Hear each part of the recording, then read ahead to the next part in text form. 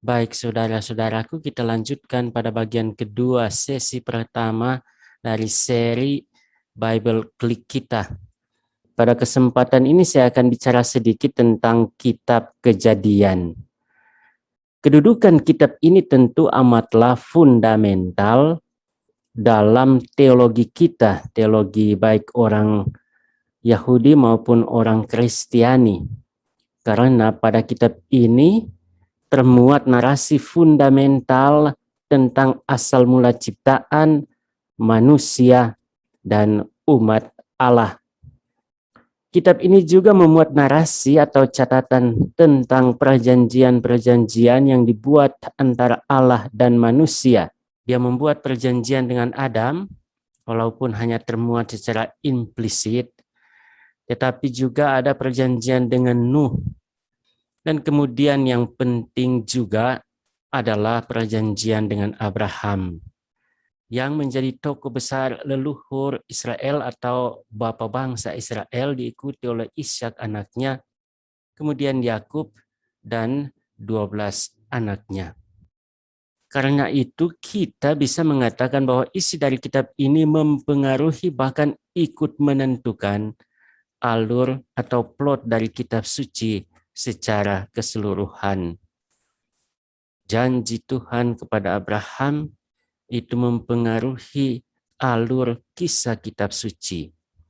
Nah, kalau kita perhatikan, maka jelas bahwa narasi kitab Kejadian mencakup rentang waktu yang panjang dari semua kitab yang ada dalam kitab suci. Kita bisa bayangkan dari awal penciptaan dunia, itu masa purba, kita bisa katakan begitu, sampai pada masa di mana ke-12 suku Israel menetap di Mesir pada milenium kedua sebelum Masehi. Nanti mereka diperbudak di sana dan Allah mengutus Musa untuk membebaskan umatnya dari rumah perbudakan ini. Baik, dalam 11 bab pertama, rentang waktu yang sangat panjang itu digambarkan secara amat cepat dengan catatan garis keturunan. Ada juga narasi ilustratif mengenai leluhur pertama dari umat manusia. Jadi di sana ada kisah tentang Adam dan tentang Nuh.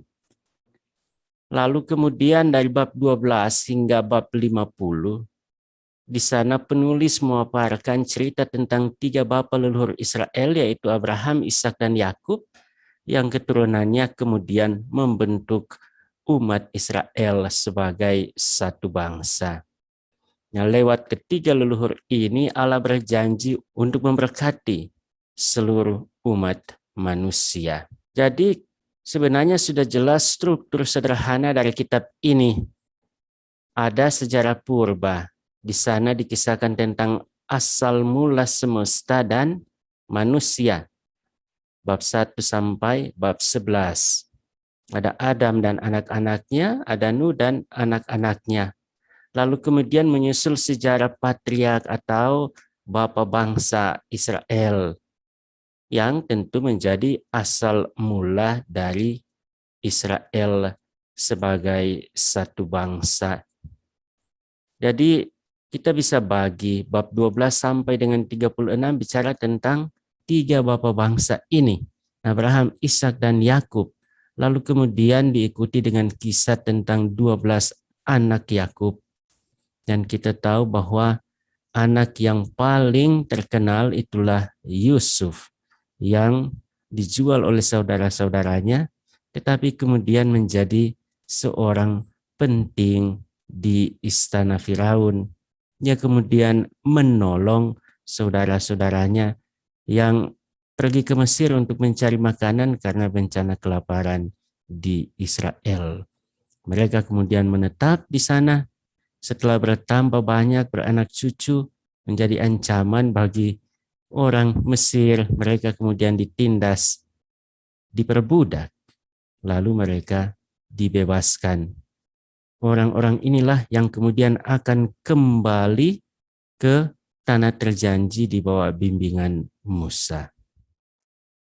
Oke, itu gambaran sangat singkat tentang kitab Kejadian. Nah, pada kesempatan ini saya mau bicara secara khusus tentang kisah penciptaan. kisah yang amat penting yang kita temukan pada halaman pertama kitab suci kita, Kejadian bab 1 sampai bab 2 ayat 3. Anda semua sudah sangat mengenal kisah ini, di mana penciptaan semesta, langit dan bumi dan segala isinya dinarasikan atau dikisahkan dalam bingkai 6 hari, dan pada hari ke-7 Allah beristirahat.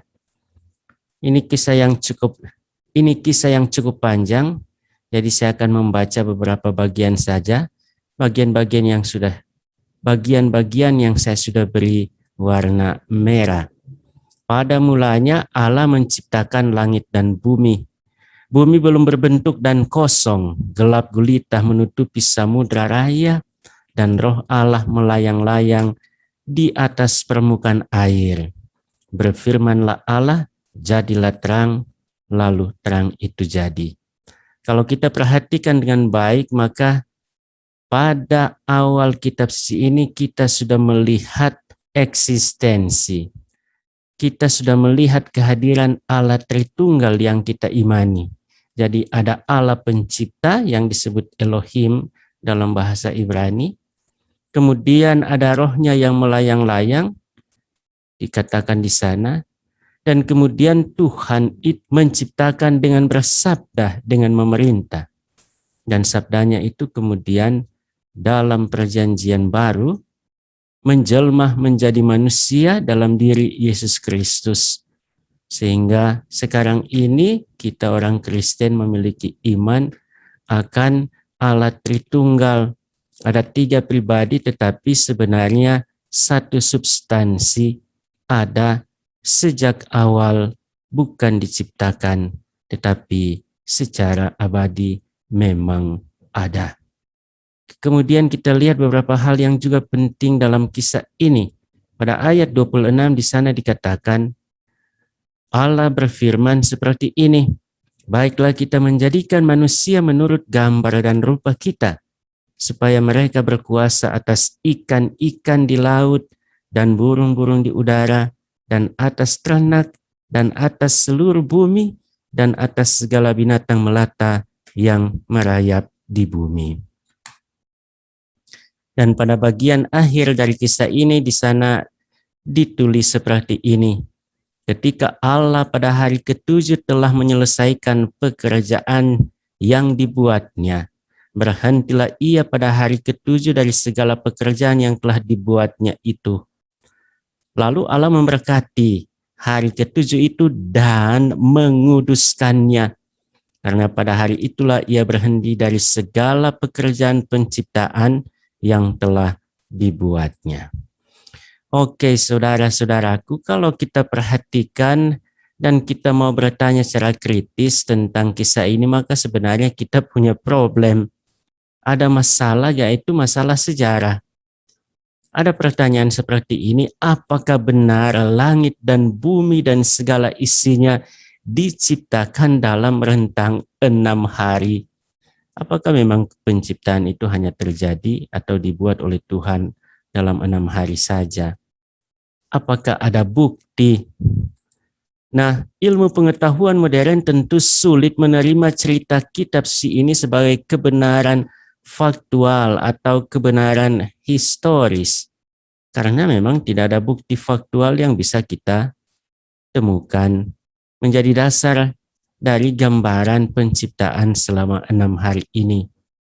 Apakah bukti tekstual dari kitab suci? Jadi teks kitab suci itu bisa kita jadikan sebagai bukti tekstual, tapi apakah ini cukup untuk menjadi dasar bagi kita untuk menerima kisah ini sebagai peristiwa historis? Ini pertanyaan besar. Nah, misalnya kalau dihubungkan dengan umur bumi menurut hipotesa dari ilmu modern, dikatakan bahwa sudah berumur lebih dari 13 miliar tahun. Terbentuk lewat proses yang panjang dan evolusioner. Dan sekarang yang sangat populer ada teori Big Bang atau ledakan besar sebagai awal mula dari proses terjadinya langit dan bumi atau semesta. dengan kuantum fisik yang sangat terkenal dan banyak dipelajari. Jadi bagaimana kita sebaiknya mengerti narasi penciptaan dalam Kejadian 1 ini? Yang paling penting dan paling benar saya kira adalah kita mesti memahami narasi atau kisah penciptaan ini dari sudut pandang penulis kitab suci sendiri yang ia tunjukkan lewat bangunan tulisan yang ada. Jadi lewat fitur-fitur literer yang bisa kita analisa dan temukan dalam teks kita ini. Tapi kita tentu kemudian bisa bertanya, apakah dia menulis kisah ini dengan maksud sebagai cerita sejarah, sebagaimana kita membaca sebuah biografi, atau laporan detail dari peristiwa yang ada. Apakah seperti itu? Jawabannya pasti tidak. Jadi sebenarnya tidaklah tepat bila kita menilai dan memahami cerita ini dari kacamata ilmu sejarah modern ataupun teori-teori fisika modern lainnya. Sebab perhatian atau concern dari penulis teks ini bukanlah apa yang dipertanyakan oleh ilmu modern atau ilmu sejarah. Baik, kita coba melihat susunan bangunan literer atau teks ini. Karena diceritakan dalam frame atau bingkai 6 hari, maka kisah ini banyak dikatakan sebagai narasi heksaemeron. Heksa berarti 6 dan emeron berarti hari. Nah, narasi karya Tuhan selama 6 hari ini ternyata kalau kita periksa dengan baik, ternyata mengikuti pola paralelisme dan alurnya berpuncak pada hari ke-7, sehingga nampaknya memang tidak dimaksudkan sebagai sebuah narasi historis, tetapi sebagai sebuah narasi teologis. Ini sudut pandang atau titik tolak yang mesti kita pakai bila kita mau memahami dengan benar teks yang ada. Alur kisah penciptaan ini menceritakan bagaimana Tuhan membuat langit dan bumi yang awalnya formless and empty. Jadi perhatikan dengan baik dua keadaan awal ini. Tidak berbentuk dan kosong dunia itu. Di sana diceritakan secara paralel bagaimana Allah menyikapi dan bertindak terhadap dua keadaan ini. Pada hari pertama Allah memberi bentuk pada waktu, terang, gelap, siang, dan malam. Pada hari kedua Allah memberi bentuk pada langit dan air. Pada hari ketiga ada laut dan darat. Dan juga di sana ada tumbuh-tumbuhan sudah diciptakan. Nah, kemudian kalau kita perhatikan pada hari keempat ternyata itu sejajar dengan apa yang dibuat pada hari pertama, paralel, terang dan gelap, siang dan malam diberi isinya, matahari, bulan, dan bintang. Pada hari kelima Tuhan menciptakan ikan dan burung, itu memberi isi dari air dan langit. Dan pada hari keenam Allah menciptakan makhluk hidup di darat dan manusia yang memang diciptakan untuk memberi isi laut dan daratan. Jadi kita perhatikan ini ada suatu paralelisme sempurna. Tetapi ada hari ke-7 dan itu adalah puncaknya. Apa yang dibuat oleh Tuhan? Dia beristirahat dan dia menguduskan dan memberkati hari ini. Jadi kalau kita perhatikan paralelisme sempurna dengan puncak pada hari ke-7, itu membentuk suatu gambar. Gambar tersebut adalah gambar bait Allah.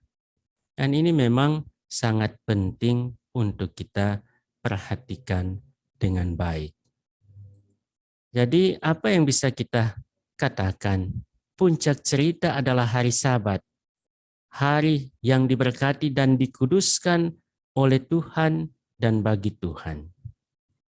Jadi jelas bahwa orientasi atau alur dari kisah penciptaan semesta ini sebenarnya adalah liturgi atau ibadah. Ini penting sekali.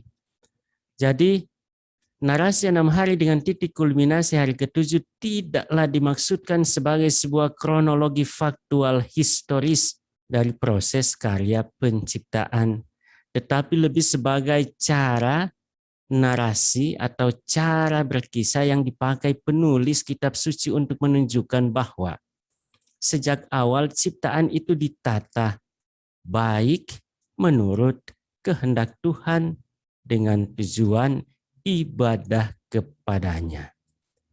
Kesimpulan apa yang kita bisa tarik? Kesimpulannya adalah langit dan bumi beserta segala isinya, teristimewa manusia diciptakan untuk menyembah dan memuliakan Allah. Ini gagasan atau pesan teologis paling sentral dari kisah penciptaan ini. Jadi pesan utamanya bukanlah histori atau sejarah, tetapi pesan teologis liturgis. Nah, selain itu ada beberapa poin yang baik juga kita singgung bersama. Pertama, kita punya iman bahwa Allah adalah pencipta semesta dan segala isinya. Teks ini menegaskan iman kita ini. Ia menciptakan dari ketiadaan. Creatio ex nihilo biasa dikatakan seperti itu dalam bahasa Latin. Yang perhatikan ini creatio ex nihilo ini sebenarnya dasarnya apa? Secara tekstual dasarnya adalah ini. Ada kata kerja bara, artinya menciptakan, yang bisa kita baca dalam kalimat pertama dari teks ini. Jadi Bereshit bara Elohim et hasamayim ve et haaretz. Pada mulanya Bereshit bara Elohim, Elohim atau Allah menciptakan langit dan bumi. Perhatikan bahwa kata ini hanya muncul satu kali dalam seluruh kitab suci dan hanya diperuntukkan bagi Tuhan, bukan untuk manusia. Manusia memang bisa menciptakan sesuatu, tetapi dalam arti membuat sesuatu yang baru dari apa yang sudah ada. Ada bahan bakunya. Jadi sudah tersedia. Kita bisa menciptakan meja, kita bisa menciptakan bangunan rumah, kita bisa menciptakan mobil, tetapi itu tidak dari ketiadaan. Sementara Tuhan tidak seperti itu. Tuhan dia menciptakan dengan bersabda dan memberi perintah. Jadi sabdanya penuh kuasa untuk mencipta. Kalau dalam filsafat Tuhan biasanya dikatakan sebagai causa prima. Misalnya kalau kita lihat dalam filsafat Thomas Aquinas. Causa prima atau penyebab pertama dari segala sesuatu. Yang kedua, dikatakan bahwa bumi belum berbentuk dan kosong. Jadi dalam bahasa Ibrani dikatakan vehaaretz hayetat tofu fabohu. Kata ini sebenarnya menunjukkan fakta bahwa bumi belum tertata rapi dan belum punya isi apa-apa. Ini adalah kondisi awal penciptaan. Dan Tuhan melanjutkan karya penciptaan dengan membuat bumi itu tertata rapi, lengkap dengan isinya. Ini adalah prinsip utama yang hingga saat ini tetap mempengaruhi kehidupan semesta dan kehidupan manusia. Yang ketiga, Allah menciptakan manusia menurut gambar dan rupanya. Apa artinya Allah menciptakan manusia itu segambar dengan Dia? Ini kadang-kadang memang sulit dimengerti karena hanya dimengerti secara sangat sederhana, secara harafiah. Segambar berarti punya kesamaan fisik. Tapi jelas bahwa penulis kitab suci tidak pernah memaksudkan kesamaan fisik dengan perkataan menurut gambar dan rupanya ini. Nah, apa arti sebenarnya? Ada dua.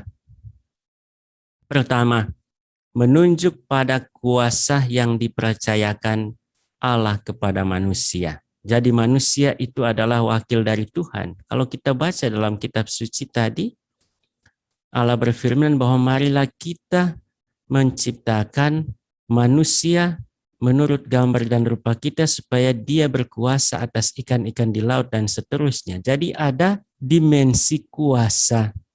Kuasa diberikan kepada kita oleh Tuhan untuk menguasai, tapi lebih daripada itu sebenarnya untuk memelihara bumi. Nah, perhatikan dalam budaya Timur dekat, dulu gambar-gambar yang dalam bahasa Ibrani disebut selamin dari kaisar ditempatkan di seluruh wilayah kekuasaannya sebagai representasi atau simbol dari kekuasaan atau otoritasnya. Artinya manusia adalah representasi atau perwakilan dari kuasa Tuhan atas bumi. Manusia adalah wakil Allah di dunia. Jadi manusia itu istimewa karena ini. Dia diberi kehormatan untuk mendiami, mengolah, dan memelihara bumi. Karena itu mari kita merawat dan menjaga bumi ciptaan ini, bumi yang adalah rumah kita bersama. Oke, yang kedua, menurut gambar dan rupanya ini punya arti dalam kaitan relasi kita dengan Tuhan. Manusia adalah putra dan putri Allah. Artinya, manusia diciptakan dalam hubungan sangat istimewa dengan Allah. Ada filial relationship di sana. Apa dasarnya? Dalam Kejadian 5 dikatakan bahwa Adam memperanakan anak laki-lakinya, yaitu Set menurut gambar dan rupanya. Di sini jelas bahwa gambar dan rupa adalah bahasa simbol dari status seseorang sebagai anak. Jika demikian, maka Adam dalam arti tertentu diciptakan sebagai anak Allah. Hal ini kemudian ditegaskan pula dalam Perjanjian Baru, dapat kita baca dalam Lukas 3 ayat 38. Oke, saya kira itu beberapa hal yang bisa saya katakan tentang kitab Kejadian. Semoga bermanfaat. Terima kasih. Mari kita mencintai kitab suci kita.